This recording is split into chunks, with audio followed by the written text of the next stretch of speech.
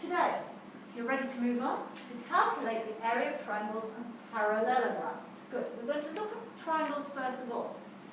Yesterday and the day before, we did lots of work on finding the area of a rectangle and then using that information to find the area of a triangle.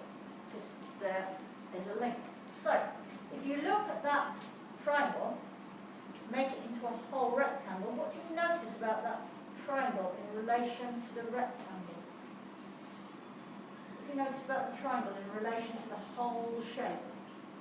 That it's half. It's the half, yes, good. So, to find the area of the rectangle, we would just multiply the, everybody? Length times width. If we halve that, that will give us the area of the triangle. So, there is a formula for this one.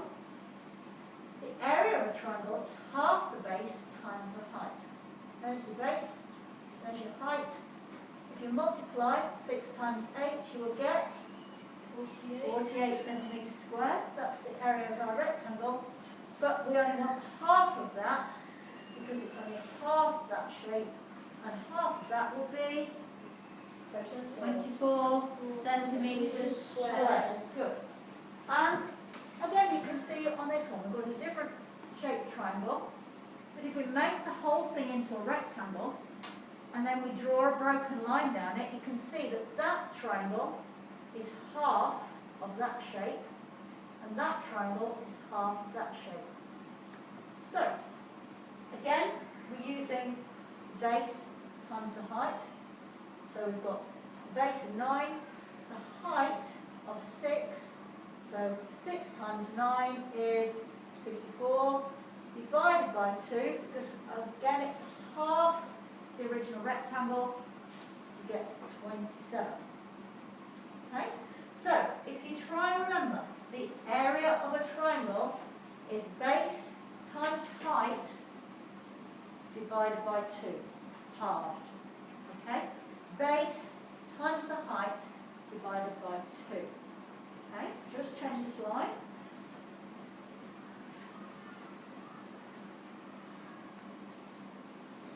Now, I want you to have a go at these at home, but I'm just going to give you a few pointers as to how to do them. Now, this one, you need to calculate the area, but we've got a base which is there and a height there. And you know that because we're going to go back now to our word at the beginning. We talked about perpendicular. Perpendicular is where 2 lines meet head on and make a rectangle. Make a right angle, sorry.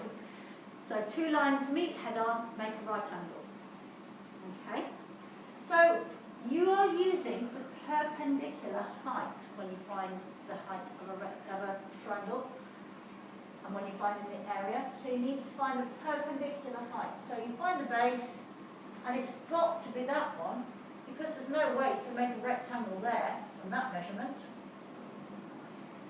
So that is our rectangle. Sorry, right angle. And so we've got our right angle there. So the area of that shape is 5 times 12. Finding the perpendicular height. The perpendicular height, just help the board stays on. The perpendicular height is the one where it makes a right angle. Okay? So it meets head on and makes a right angle. And this one, you can calculate that one because you've got 2 triangles. Okay? Use those 2 triangles. The height of the whole thing is 7. So we've got 2. So obviously you've got to halve that. You know the base because it's there. So you can add those 2 together to find the area of the whole shape.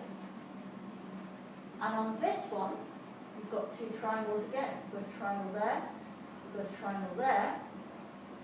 Put them together. Okay? So, have a go at those. Think about the questions down the side.